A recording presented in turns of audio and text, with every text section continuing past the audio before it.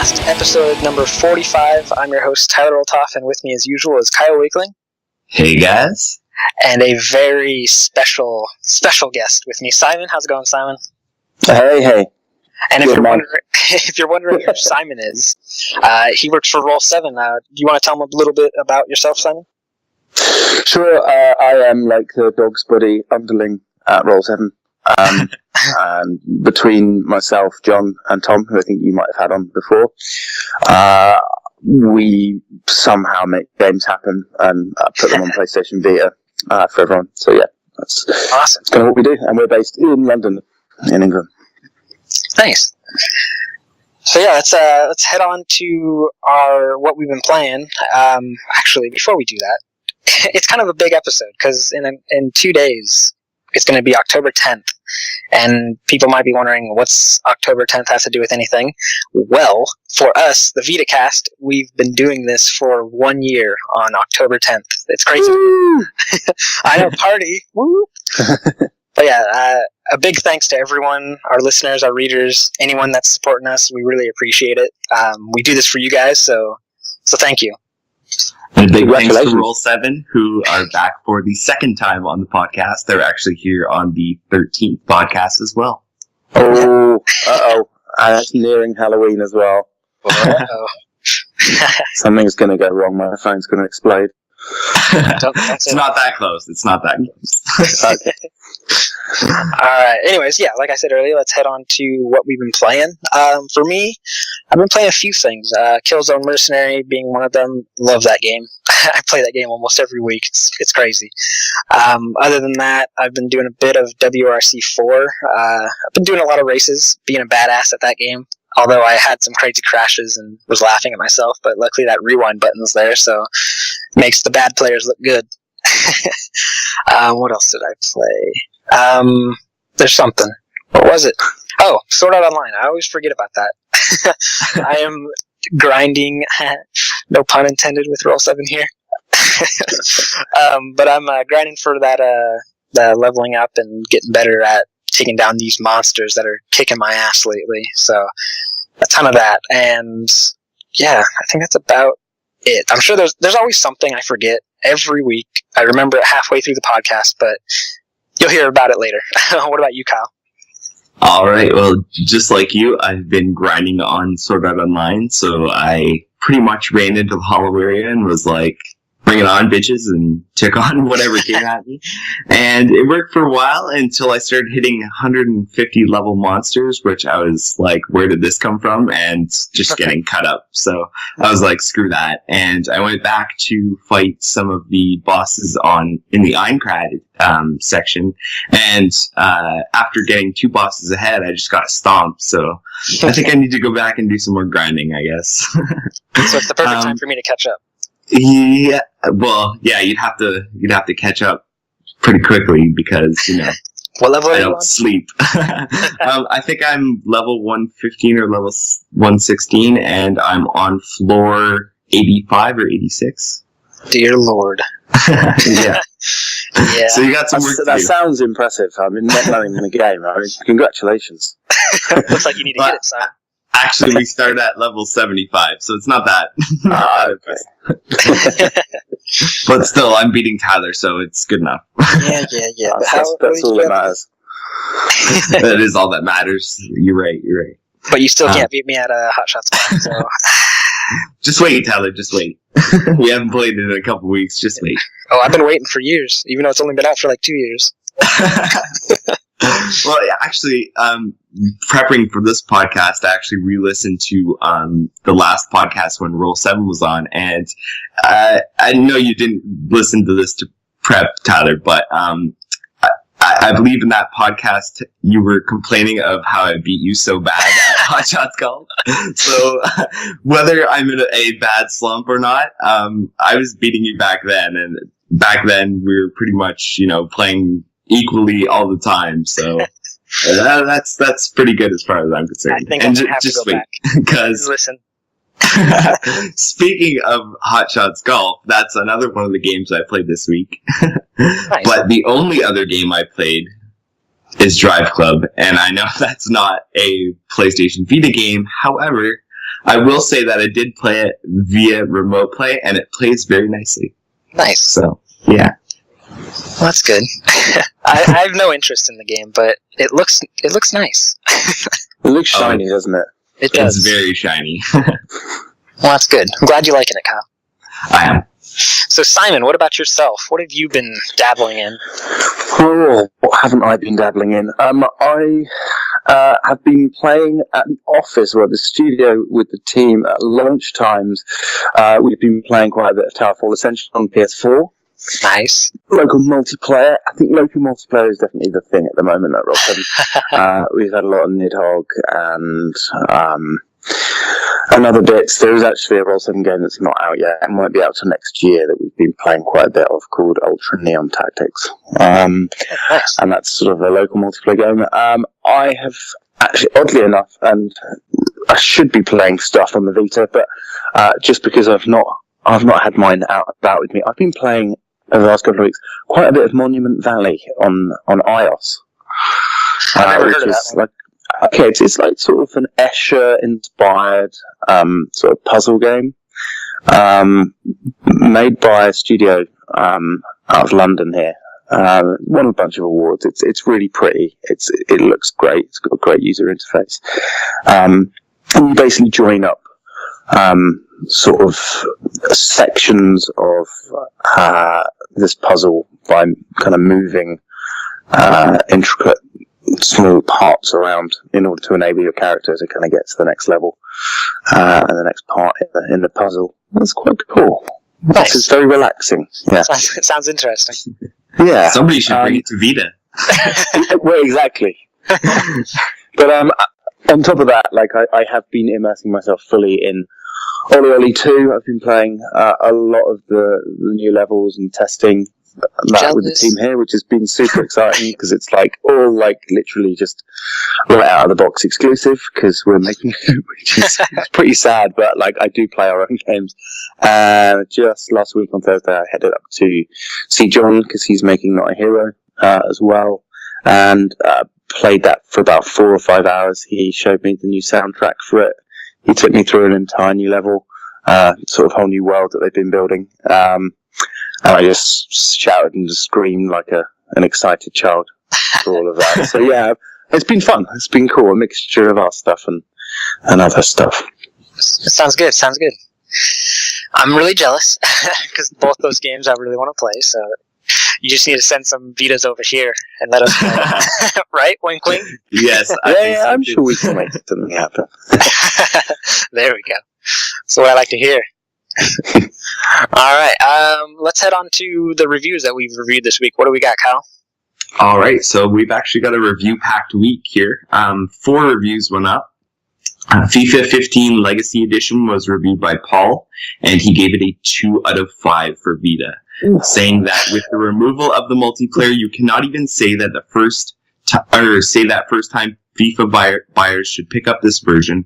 Previous FIFA games on Vita are cheaper and have online. EA would have created less anger by not releasing this at all. End quote. So that's pretty harsh. Yeah. So you might want to read his review if you're considering FIFA 15 for Vita. Also, we have Futuridium EP Deluxe, which was reviewed by Colin, and he gave it a 4.5 out of 5, saying, with a beautiful art style and highly infectious soundtrack, Futuridium EP Deluxe is a challenging shoot-'em-up, which just feels right on PS Vita.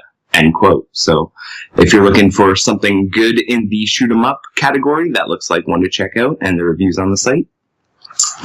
Natural Doctrine was reviewed by Baz, and he gave it a 3.3 out of 5, saying that Natural Doctrine is a refreshing take on the SRPG genre. It uses a unique battle system, which is a joy to master. The game is challenging, but not too hard if you're willing to learn, and the story could use more depth, and the frame drops are a bit annoying, but easy to forgive. The online multiplayer is a great way to extend gameplay and works very well. End quote. So, if you're on the fence, looks like it's good, but not great, you might want to read the review first.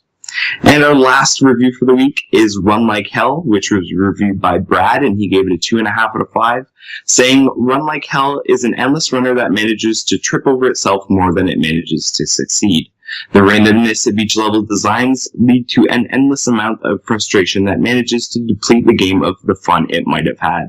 Its only saving grace is its online mode, which pits you against other players in a race that is actually enjoyable. End quote. So, looks like that one's, if you must have it kind of game. Not the greatest, but, Yeah. Plus those online modes, that's what a lot of people go for anymore. So if you're looking for some good online races, it looks like that one's okay to pick up. Interesting.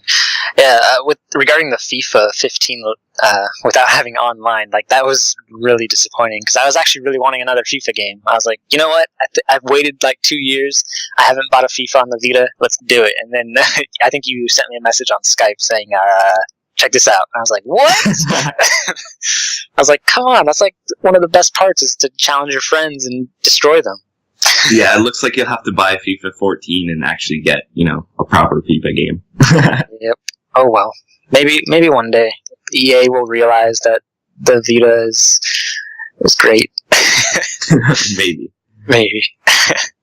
So yeah, like I was saying, go check those reviews out on the site if you're interested in any of those games. So, all right, let's head on to the new releases with Paul. What do we got this week, Paul?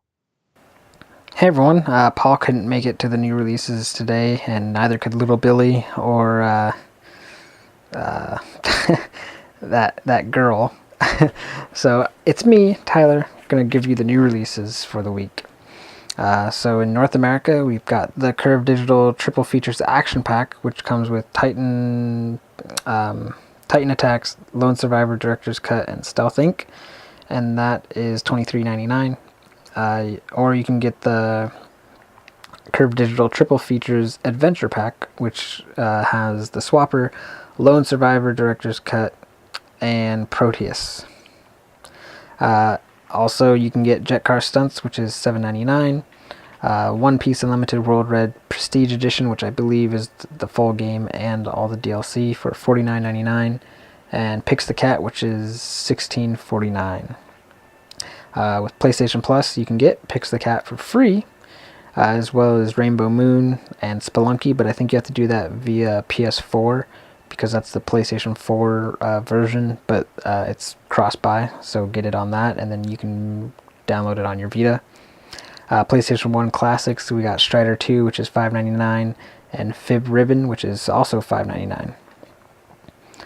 For Europe, we've got Akiba's Trip Undead and Undressed, which is available on the 10th of October, priced at €32.99 or pounds, €39.99 and £59.95 Australian. Pix the Cat, which is £9.49 pounds, €11.99 and £17.95 Australian. Also Mojang Royals Towers, Mojang World Contest, and Mojang Royal Towers, Mojang World Contest, and Mahjong, not Mojang. I keep saying Mojang. Mahjong Gold, priced at £3.99 pounds, €4.99 and £7.55 Australian. So yeah, those are your new releases for this week. There's tons of sales and DLC and stuff like that, so feel free to check the site for the complete list of new releases and whatnot. So yeah, I'm gonna throw it back to myself. Take it away, Tyler. All right, thanks, Paul, for giving us our new releases. Kyle, are you gonna pick up any of these? I don't know. Jet Car Stunts looks interesting to me. However, I'm not sure. I've got a lot to play, and it doesn't look, like I have to have it. Yeah. And Pix the Cat I'm getting free on Plus, so... Have you played it yet?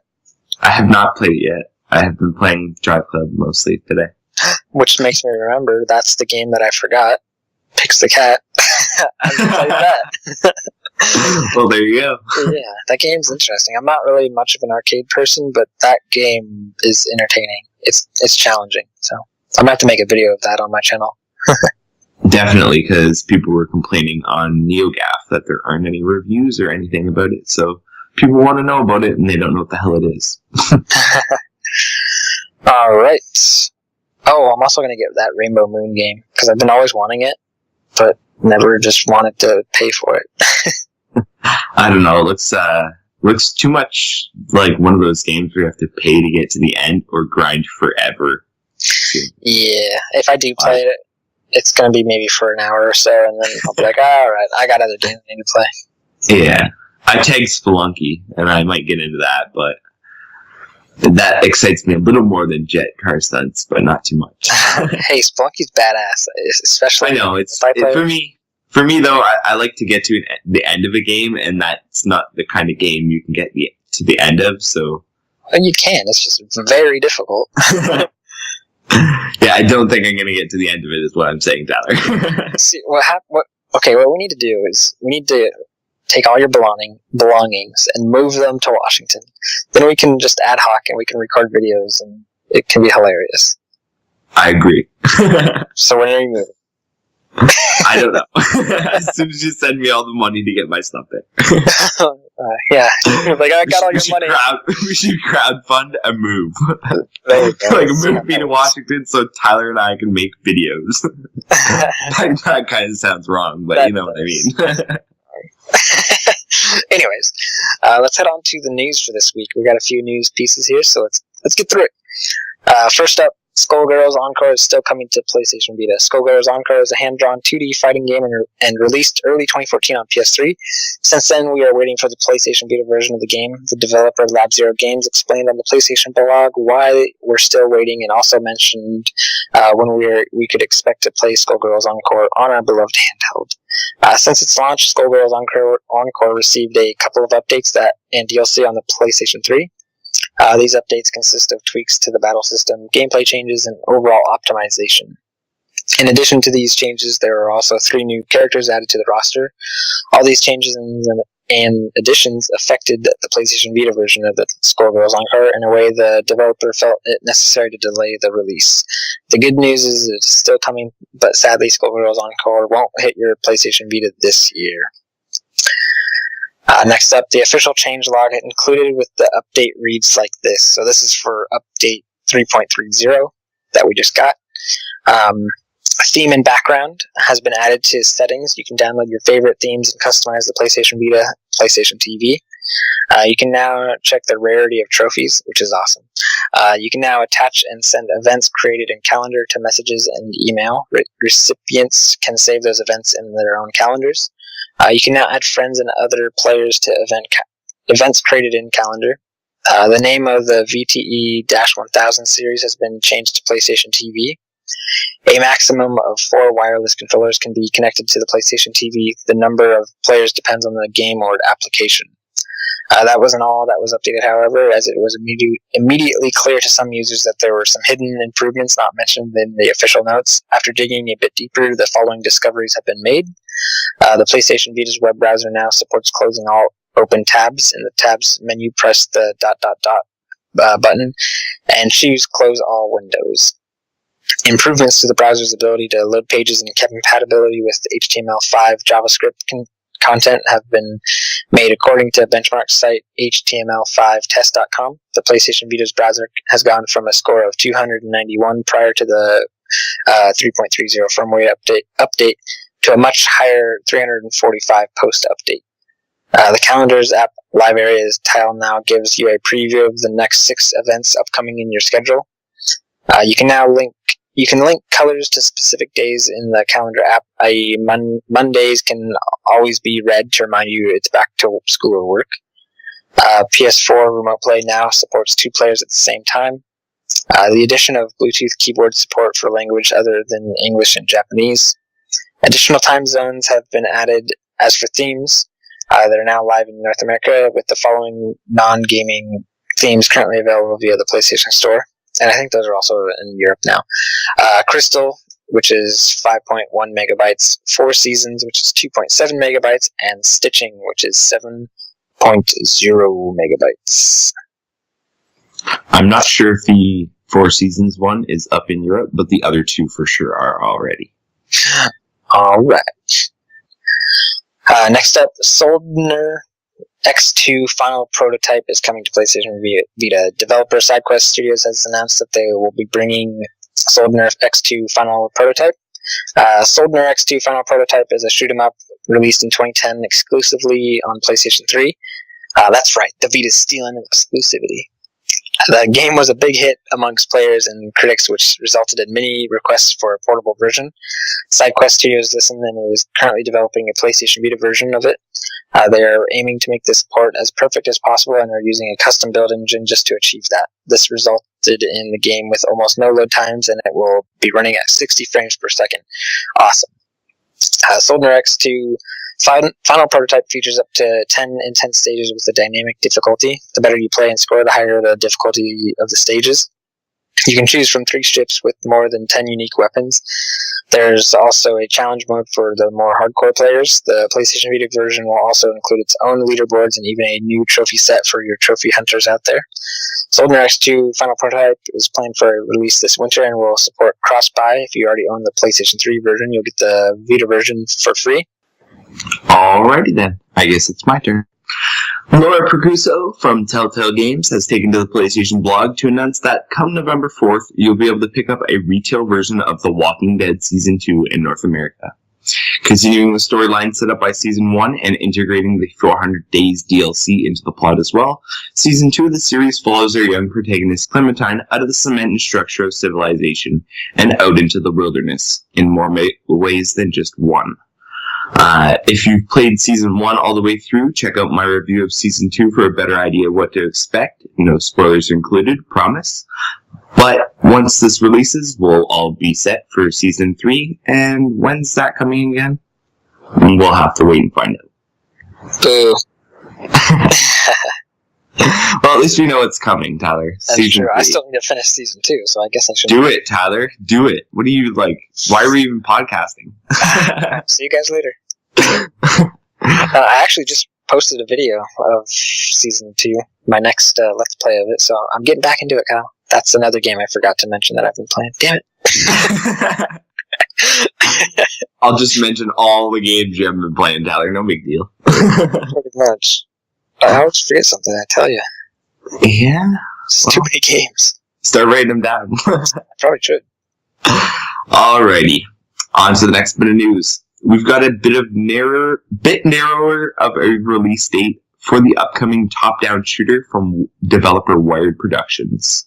So the PlayStation release features levels from both the original and mobile releases Tiny Troopers and Tiny Troopers Special Ops, including a range of survival, VIP protection, and enemy clearance objectives alongside wave-based zombie maps.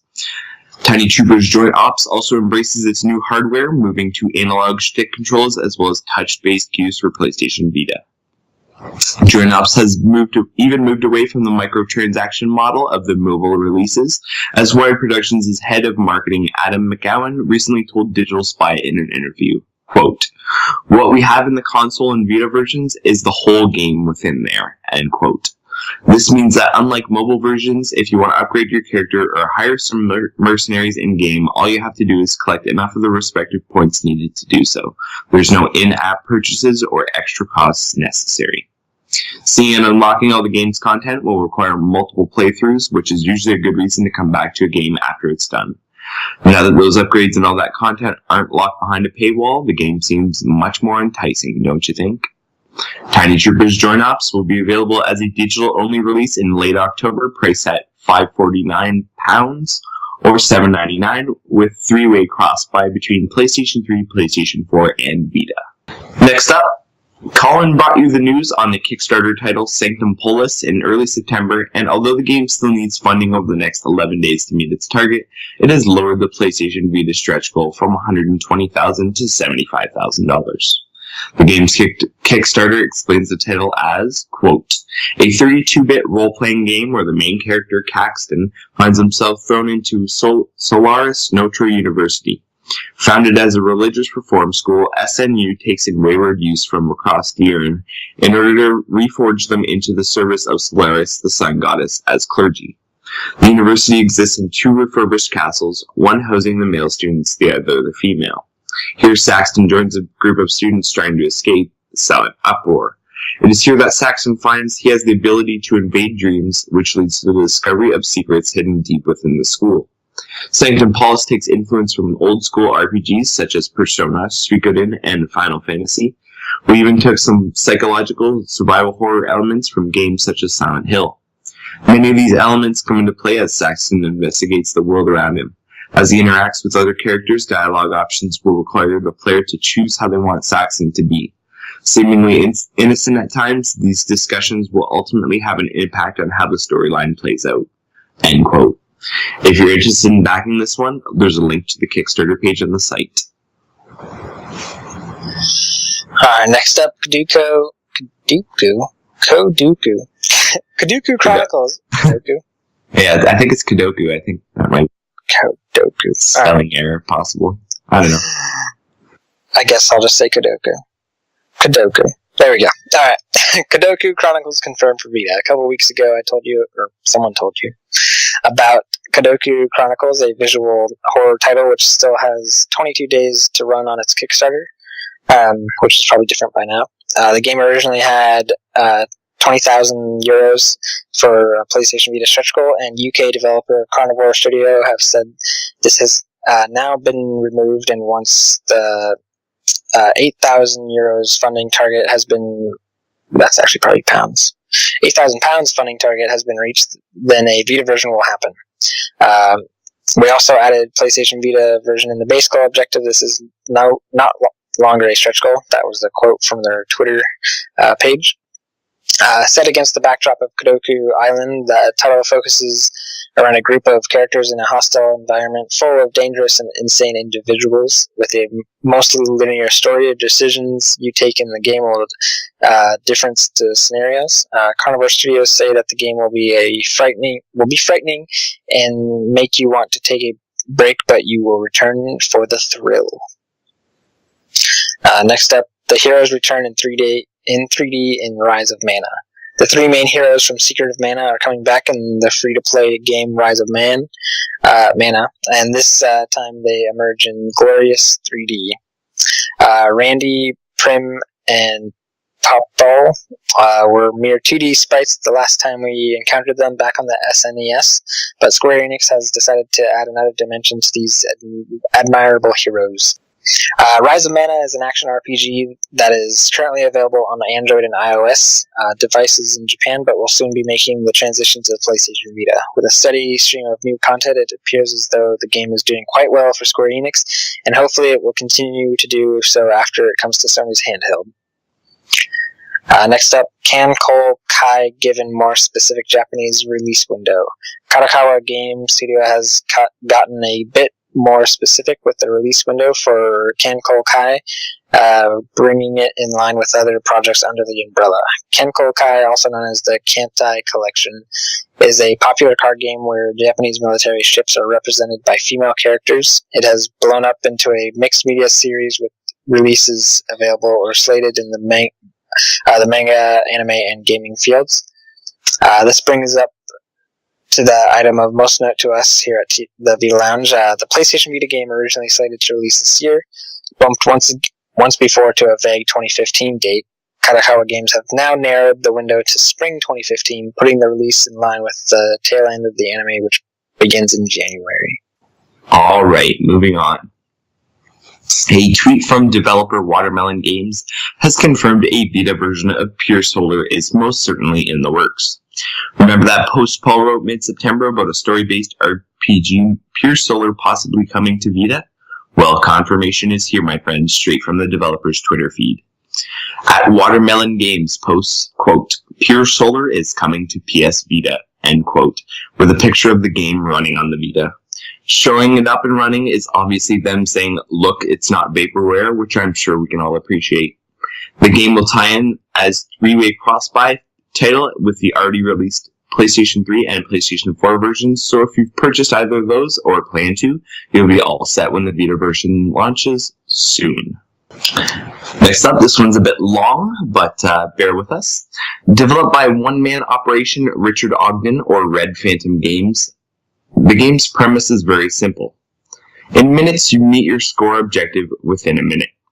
This is completed by collecting the light energy, which increases your score, and avoiding the negative energy, which will ultimately kill you.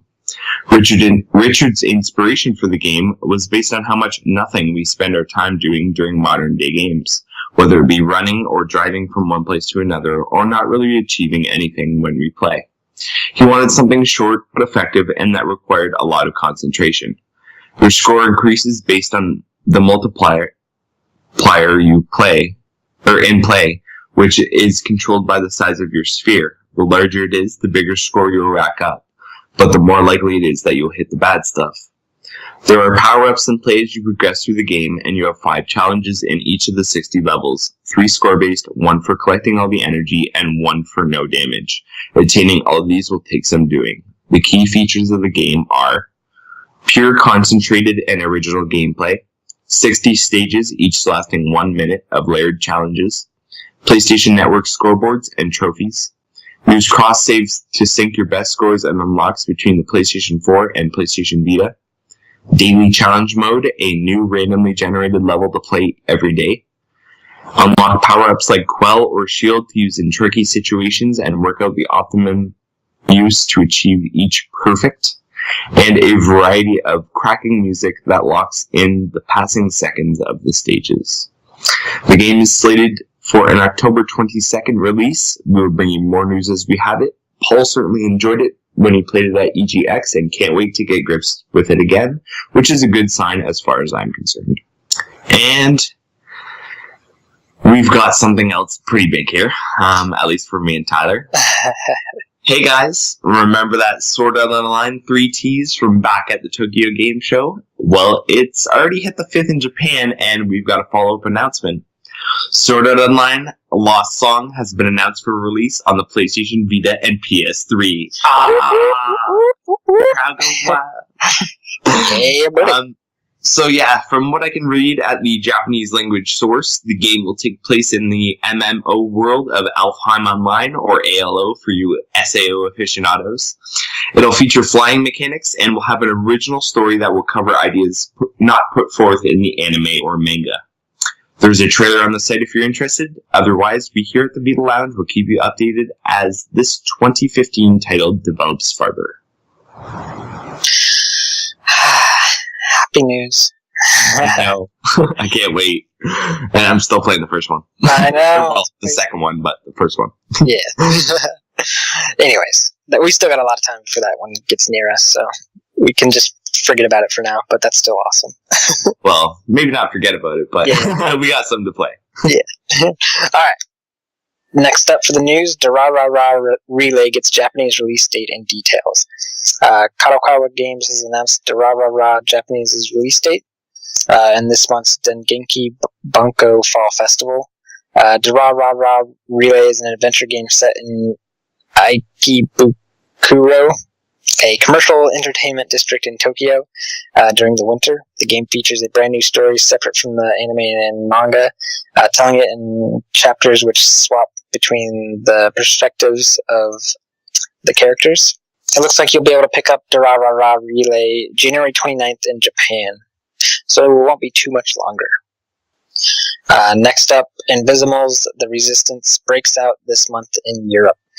The next Invisibles game is on its way to Europe this month, and we've got the skinny on what it's about and why it's better than the last. Invisibles: The Resistance is their sequel to last year's The Alliance title, the series' first on PlayStation Vita. This new entry in the Invisibles series features more advanced augmented reality technology than the Alliance did, allowing you to find new Invisibles without using the AR play cards and expanding the fun into something more integrated and seamless no matter no matter what your location is. With the new game, however, comes a new story. Here's the plot situation this time around.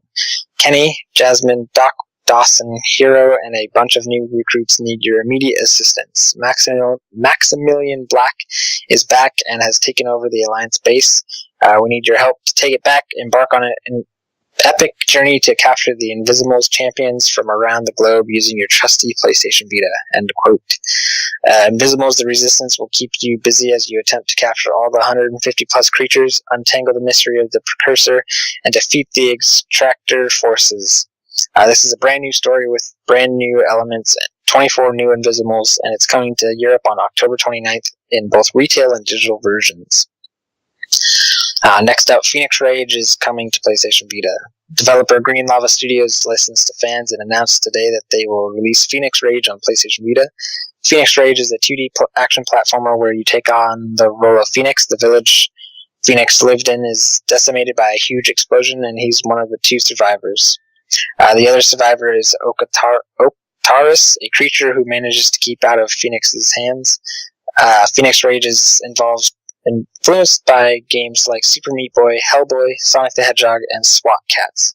The game features bright colors, funky music, and a truckload of difficult levels for players to navigate through. Phoenix Rage was announced earlier for release on PlayStation 4, but after demands from fans, the developer will bring the game to PlayStation Vita as well. Alrighty, the last bit of news here. Network Media Player app incoming for Europe. So it was revealed in a recent PlayStation blog post that a Network Media Player app will soon be available for both the PlayStation Vita and the new PlayStation TV. This app will allow you to connect your Vita to a media server over a network and stream movies, music, or photos to your device with ease. Currently, Vita owners are able to stream and copy media content with the PC using the Content Manager Assistant program that needs to be installed on the PC. However, it's not as user-friendly as people would hope it to be. The PlayStation 3 has set the standard there. As for North America, strangely there's no announcement yet. However, as always, we'll keep you posted. And that other awesome-looking anime game from Bandai Namco Games just got pushed back to late December in Japan. The Irregular at Magic High School Out of Order has been officially delayed from its initial release date of October 30th to a later but not ridiculously far off date of December 25th. The reason behind the delay is the fact that more time is needed to complete development on the game and bring it up to their standards and ours. While this one is Japan only for now, Tyler and I are certainly hoping it gains enough popularity for a localization. Come on, Bamco! And that's the news. There you go. There you have it. So let's head on to talking points.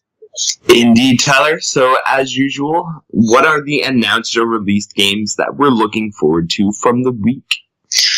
Well, I already said we should forget about it, but now I'm ready for that sort of line. Yep, it's already going to happen. You're going to hear about it for the rest of 2015 and maybe 2016, depending on when it comes out. Oh, man. Anyways, you just mentioned it, the Irregular at Magic High School. I'm interested in that one. Hopefully they bring it here. I need to learn more about it. I actually still need to watch more of the anime, but yeah. Yeah, when you get to the end, you're going to be like, yes, so good. Oh, yeah. it just goes like it's one of those anime where I started watching and I was like, yeah, this is pretty good. It could be better. And then as it gets toward the end, I'm like, holy shit, this is awesome. So, yeah, it definitely evolves. Nice. Yeah, I'll definitely have to watch more of it. I still need to catch up on season 2 of Sword Art Online, though. Yes, you do. Holy shit. Tyler's behind. He needs to take like a week off work and just catch up on anime. I know, and video games. Just there's too much, Kyle. I know. Ah, man. And of course the usuals. Freedom Wars, Minecraft, Tales of Hearts-R, Senran Kagura. Just so much. What about yourself, Kyle? There's a couple in there that I'm really looking forward to. The Walking Dead Season 3, which we kind of mentioned in that Walking Dead Season 2 post. I'm definitely looking forward to that, since I've already got Season 2. Kodoku Chronicles looks really cool. I like the artwork for that one, and I'm interested in getting something horror-based on the Vita, because there's not a whole lot there. Also, that Minutes game looks good for, a quick jump in or something to play when I'm looking for a challenge, I guess. But it seems like it's one of those games where I wouldn't play it if I'm looking for, something really challenging. It's something I'd play that, I'm looking for something that's not too serious, but is challenging. Because it's obviously, it's different when you're playing a video game and you're like, okay, I have to make this character live, to, okay, I gotta make this circle live. It has a different kind of impact, I guess, right. Comparatively. And, of course, the Irregular at Magic High School, I'm super interested in that, so I'm hoping that they're going to bring it over, but you never know with the anime titles. I know licensing is kind of a bitch. Yeah. Also, not a game, but I'd like to mention that Network Media Player app looks really nice, and I hope they bring it to North America because I've been asking for DLNA forever, and that would make my day. So yeah, there. Awesome.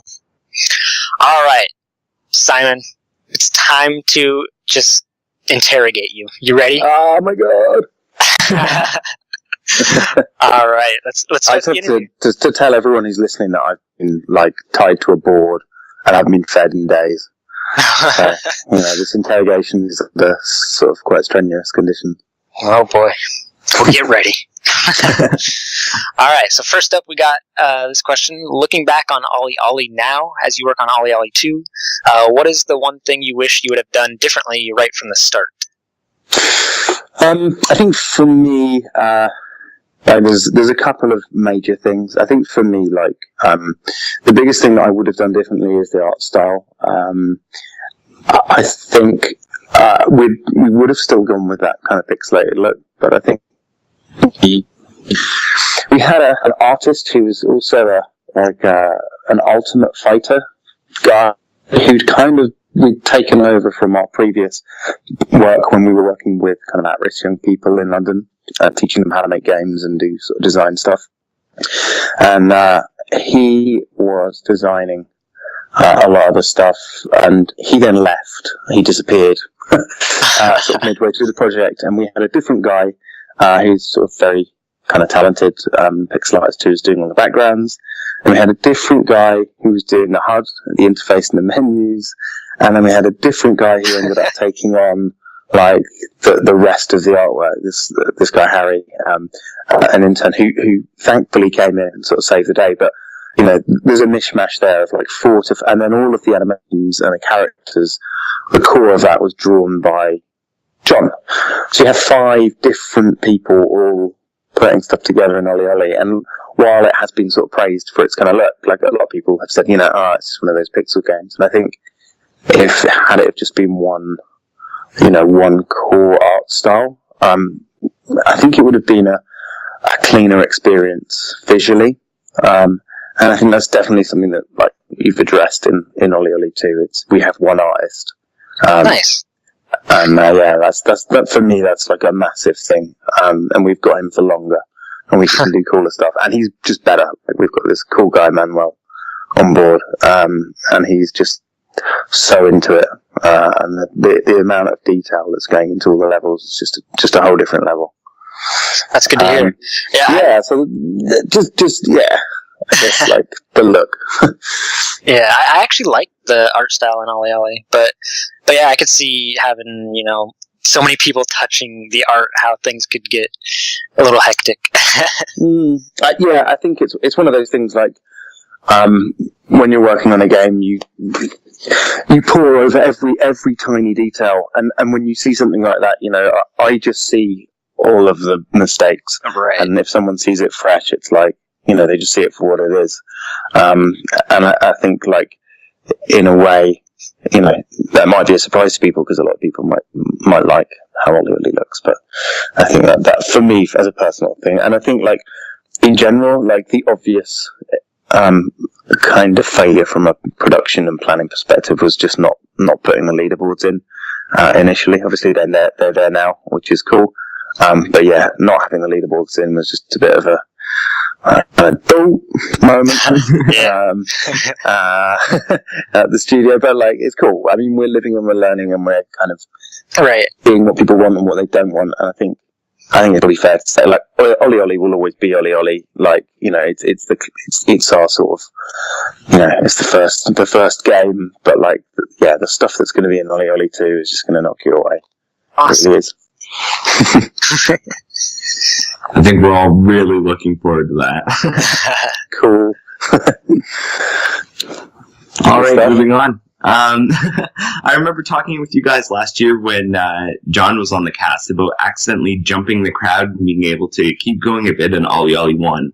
I thought that was awesome, and that there were I thought it was awesome that there were little secrets kind of to find in the game.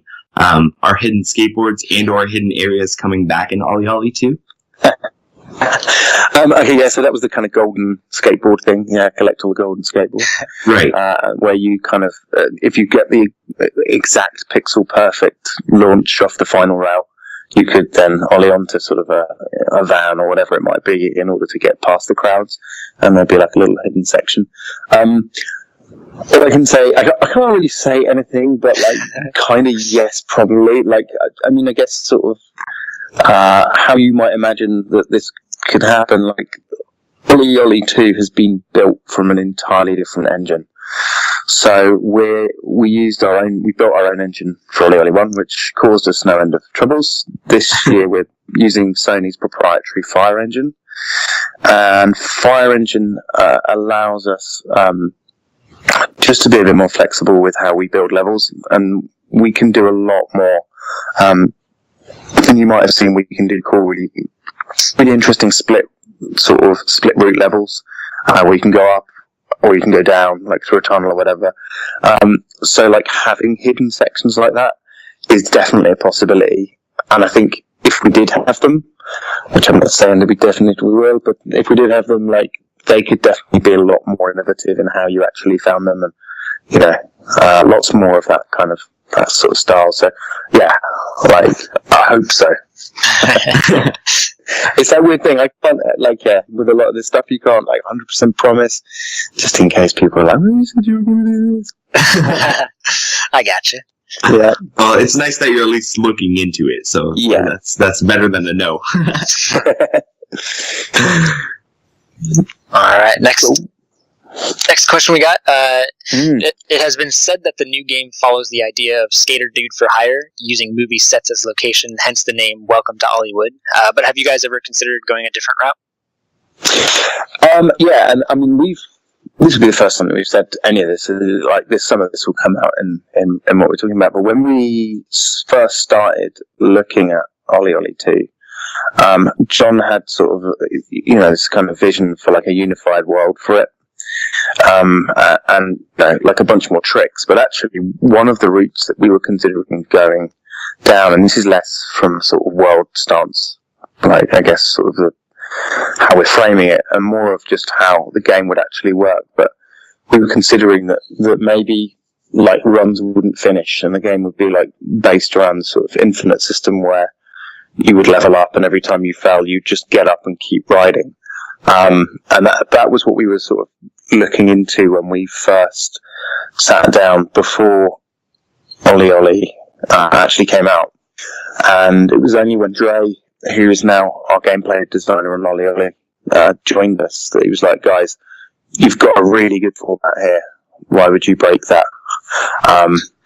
So, like, yeah, like we almost took OlliOlli 2 into a whole different world, of that actually, you know, in hindsight would have been a nightmare.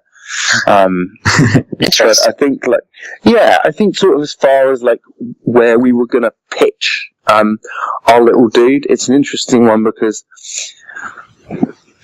sort of if we'd gone, I don't think that as soon as someone, you know, as soon as John had said the kind of Hollywood idea, we were like, look, that really gives us kind of carte blanche to go anywhere and do anything within that sort of cinematic framework. And I think sort of any other route would have just been possibly to kind of earmark us down a specific route that might not have given us the flexibility that we now have. Right. And I think, like, we've only shown off really kind of properly two of the worlds, but like the other sort of worlds that we're working on at the moment are just so epic, and they're so visually, like, arresting. They do jump out of the screen. And I think, yeah, I think for us, there was never really anything but Hollywood, because just the whole idea just made sense. Nice. I definitely can't wait to see those other levels that you guys are talking about. Yes, we will be probably announcing them, like, bit by bit up until launch. here and there. So there will be. Yeah, do follow us on Twitter and stuff. We will be putting those out as and when. Awesome. All right, well, moving on. I thought the first game was great, but I think that people would have been more receptive, I guess, if they were able to try the game before they buy it. Are you guys considering a demo this time? No.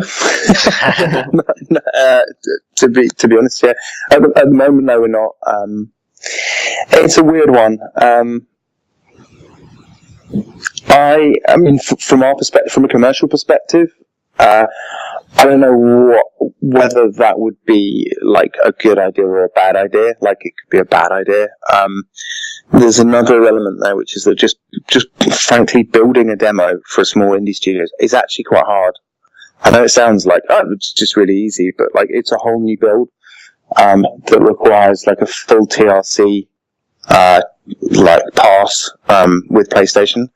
And in itself, that is, it's a big piece of work, and it essentially means that you're submitting not just one game, in however many different territories and formats, but you're also submitting another game. So it's like putting out a whole lot of game. So even if it did make sense commercially, like, to get more into more people's hands, it might be that it's actually just sort of too much work for our small team. We're still, really quite micro, at the studio. So as nice as that might be to do, yeah, unfortunately, probably not. That's unfortunate, but that definitely makes more sense hearing it from someone that's actually involved with that. All right, next question here. You guys are also working on Not a Hero, which is an arcade-style take on the action shooter genre. What's it like to step away from the skateboarding and take on a different angle of gameplay? I mean, I think, like, just to sort of explain how it kind of works, we've got our kind of core, a core set of people working on both projects. So we have essentially two different teams, and the Not a Hero team is John and Jake and a few other freelancers, and working very much sort of on a remote basis. And then we have the sort of OlliOlli team at the studio in New Cross, which is just like a one stop from London Bridge in central London. And basically, John and the team have been working on Not a Hero now for on and off sort of years. So it's been this sort of long process. But I think for him, it gives the opportunity to sort of put far more depth into, how characters work, how much flexibility the player has to sort of explore, and looking into just far more different types of mechanics and balancing. I think OlliOlli, there is, like I said, there's only so far you can go with it. There's not, because OlliOlli 2 show that it does go to that and sort of next level. But you're a skateboarder and you are riding along, sort of side scrolling along the screen and dealing with certain obstacles in different ways. Whereas Not a Hero is far more. There can be far more depth in just the core game before you get to the level of mastery that you would with OlliOlli. But I think for John, he and I skateboard. He used to be sponsored. I think OlliOlli was definitely kind of a passion project in that respect for both of us. It was a dream come true to be making a skateboarding game. But John also loves airsofting. And he's, you go out to his flat and he's just got like a whole load of different types of airsoft guns, from shotguns to like M16s to, it's worrying, like genuinely worrying. In fact, after E3, we were out with the Broforce guys and Dennis from Denison, who made Hotline Miami. And we went with some of the Devolver people to go and shoot some guns. And if we were told that we would only be allowed to go onto the range if someone knew how to actually put together a gun and load it properly. And John just went up and, almost like with his with his eyes shut, just fully loaded this gun. It's like, that's really worrying. And like, with pretty much all guns was just shooting like perfect 10s, bullseyes or whatever you call them. It's like, okay, if there's a war, like, I want to just go and hang around at John's place. This will probably be fine. But like, his understanding of guns and his understanding of, like, because of, airsoft stuff like tactics and, when to hide, when to run, when to do all that sort of stuff, has really informed how Not a Hero works. And, Not a Hero is not a run and gun. You can play it as a run and gun if you want, but really Not a Hero is a, it's sort of a, it's a cover based shooter. It's sort of slide, cover, shoot, reload. There's a lot more depth to it, and I think for him it's been an opportunity to really get the sort of all that stuff he's got in his head about guns and tactics from airsofting out onto a game format. But instead of it being super serious, he's just given it like a massively wacky kind of backstory, and you're working for Bunny to get him elected, and you've got all these crazy characters who can do different things, and all the power-ups are hilarious, and the bombs and stuff. So I think it's just sort of it's been a passion project of his for a long while. But I don't think there are any favourites. I don't think sort of as a team, each game we love for its own quirks, and each one has its own appeal. So, right. But I think, I guess that's sort of that's the joy of building those two different games. Awesome. Yeah, I'm excited for that one as well. I haven't really looked at it too much, but I've seen a couple of videos here and there, and I'm like, you know what? I want it. Well, there'll be more stuff, kind of trailers and bits and bobs, like, that will start to hit relatively soon, so I'm sure you guys will be the first to know. Awesome. Cool. Sounds good. Alright, speaking of Not a Hero, you guys have your roots in gun for hire education games and socially responsible titles, as mentioned by John in our past podcast interview last year. What is it like to instead appeal to the completely opposite crowd? Do you know what? It's really funny because, like, from a client perspective, we used to work for councils and like BBC or Channel 4, who are like really big kind of broadcasting kind of people over in the UK. And from a client perspective, we're making these games, and they have to be socially responsible, in inverted commas. But when we were doing sort of more direct work with young people themselves, they're just normal young people who enjoy, I guess, violent games as much as any of us do. And I think, we used some of the hooks of the software that we were helping sort of teach them in and things like that. We used a lot of those hooks with those young people. And I think, I guess it's like we are, as opposed to working for people who want us to do nice things, we're now, appealing to an audience who want us to do, who want to see things like Not a Hero. But really, like, the actual audience is the same audience of people that we've always worked with, which is working with kind of other young people and people who enjoy gaming. If that makes any sense. So the contractors have changed, but the audience hasn't. Exactly. Yeah. No, definitely. I think you've nailed it. And that's the thing. It's like, I think also, like, it has to be said that, we've made hundreds of games, thousands of games over the years. And, prior to Roll 7, John was actually head of, our games course. We had a multimedia training sort of, charity type thing in London, and we worked with, young people all over London, and we made computer games with them. And, John would go out into what are considered to be, and are, relatively dangerous neighbourhoods with 8 laptops and go and teach a bunch of kids who just been kicked out of school for stabbing someone. He'd go and teach them how to make computer games. And Everybody knows airsoft guns, so... Yeah, so he's, and I think, like, you'll definitely see in the second world of Not a Hero, the game is set in England.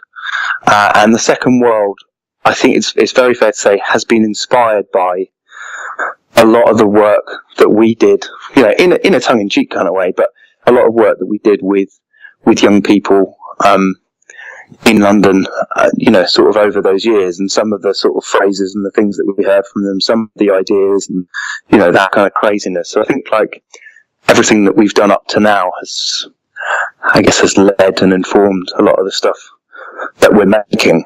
And I think, like, it would be interesting to see sort of how a lot of those young people respond. And in fact, I think we're chasing some of those young people down to see if they're interested in doing some voiceover work, on the game itself. So yeah, it's cool. Nice. All right. I think that's all the questions we have, but we do have a couple Twitter questions here. They should be pretty quick ones. First up, I think you guys actually already answered the question on Twitter, but that's all right. We'll go through it real quick on here. At Extema on Twitter asks, how much blood can we expect to see from Not a Hero? Well, I said 7 litres on Twitter, but I think I need to round that up now. I think it's probably going to be about 15 to 16 litres per level. I don't know, like, it's a gory game, but I think it's also, it's gore in the most funny kind of way, so it's fine. It's all sort of, it's quite cartoony gore. Yeah. I've never laughed at blood that much, so. Well, I can't wait to laugh either. So apparently the answer is enough blood to make you laugh. There you go. That's a box vote for you. Yeah, there you go. Alright.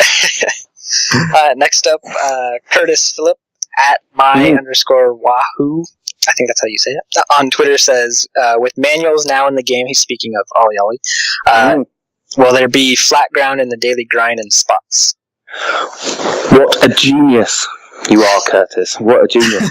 I think the answer is probably yes. It does change how we do stuff. Manuals is it's a whole game changer for OlliOlli 2.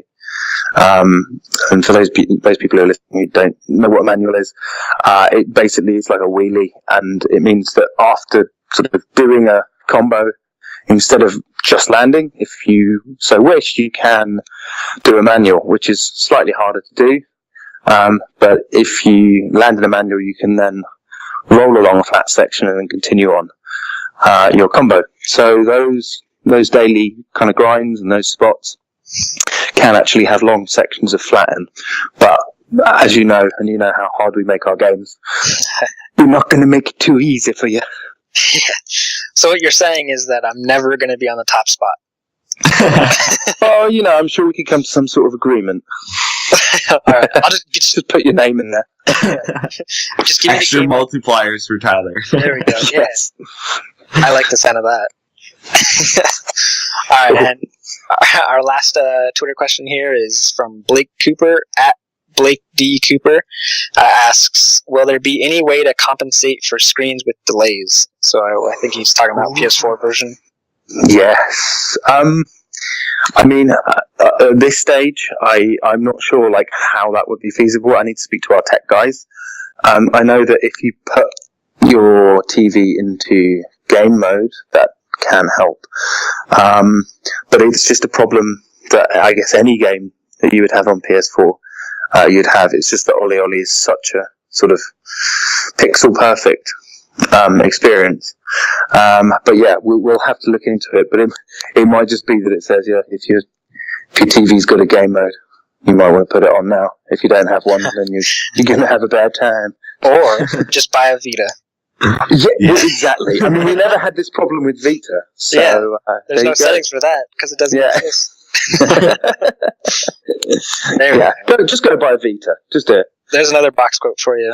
Yeah. No more settings, buy a Vita. Don't need them. Yeah, got a lame telly from before 2006. Awesome. So that's all the questions we got. Is there anything else about the game that you'd like to talk about? Not really. Like at the moment, it's all I can say is I'm about to go and play a whole bunch of levels that no one would have played before. And the game it's like OlliOlli 2 is playing awesome. Not Hero 2, not Hero 2 doesn't exist yet. Not Hero. Breaking news. Awesome. breaking news. Well, 7 announced OlliOlli 2. No, we're just having a lot of fun making the game. I think this year the vibe in the studio is very different. I think everyone, I guess it's just sort of not an arrogance, but a confidence that we're doing the right thing this time, and that that we did the right thing with OlliOlli, and that what we're making is something that's going to appeal to the audience. And we've been listening to what everyone has had to say from day one, and I think I guess just a massive thanks to anyone out there who's played OlliOlli, who's bought OlliOlli, who supports the studio, and thanks for bearing with us with any of the difficulties we've had with bugs and leaderboards and nonsense like that. And ultimately we're making the games for you guys to have a good time. So thanks for playing. Keep playing. Thank you for making awesome games. Yeah, exactly. It's funny because, as you say, like the game is evolving, and you're listening to your audience. Listening to the podcast from last year when John was on, a lot of the stuff that came for OlliOlli 2, and even the fact that there was an OlliOlli 2, was kind of mentioned in the podcast. So it's funny how you guys kind of tease things and then they came to be, and stuff like, we talked about manuals being in the game, and he talked about, not being able to include them, and then now they're in OlliOlli 2. It's kind of funny how it evolved.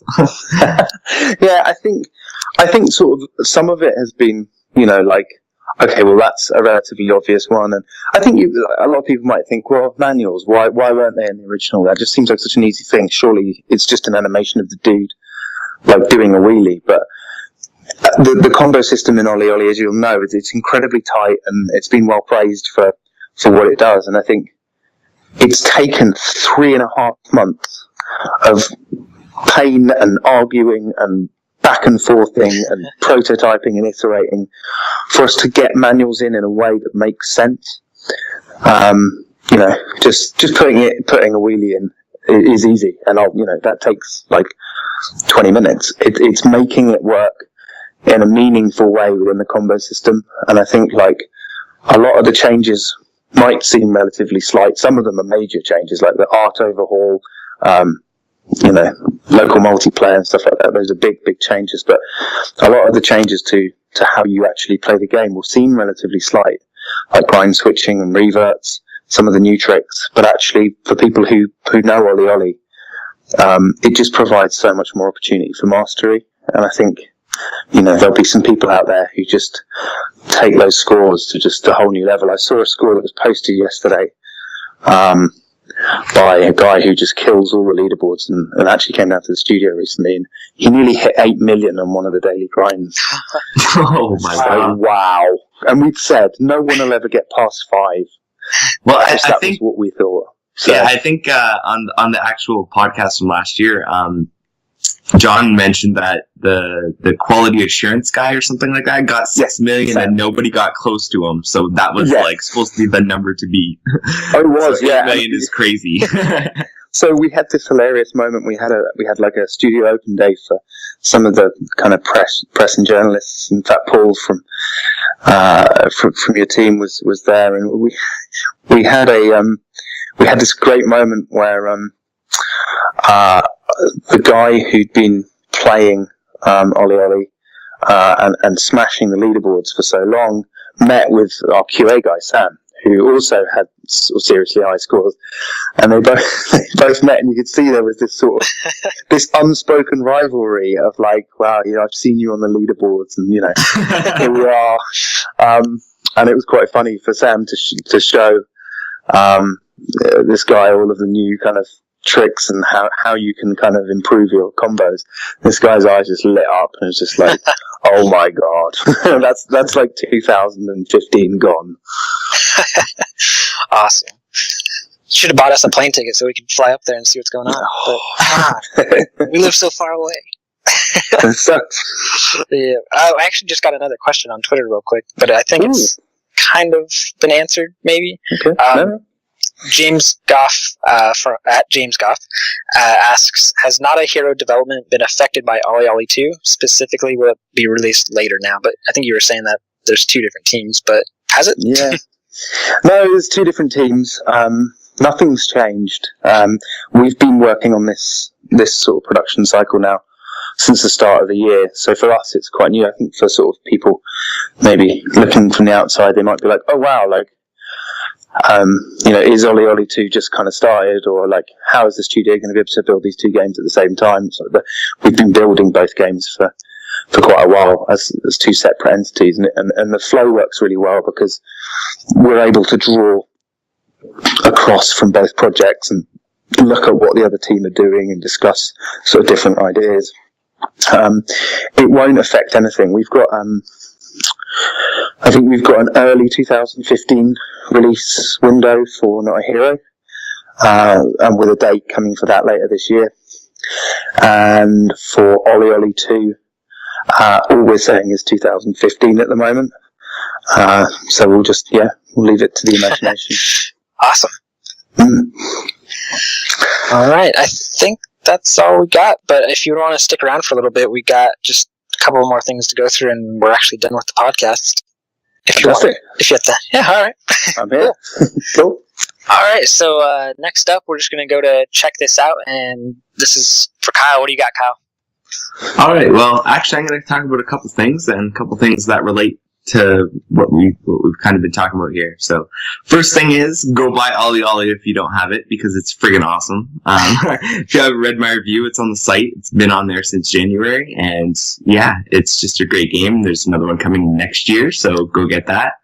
Also, I'd like to recommend that you go get the Muramasa Rebirth DLC. It's on sale right now as a package for $14.99. So if you missed out on the sales that were before, you're going to get a deal, and that game is pretty awesome. So that's a good idea.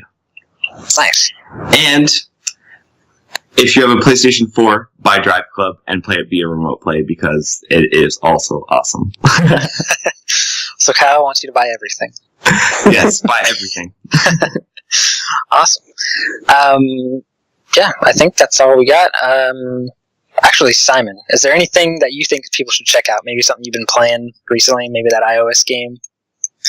Yeah, do go and pick up Monument Valley. It's if you've got, I think it's just on Apple at the moment on iOS.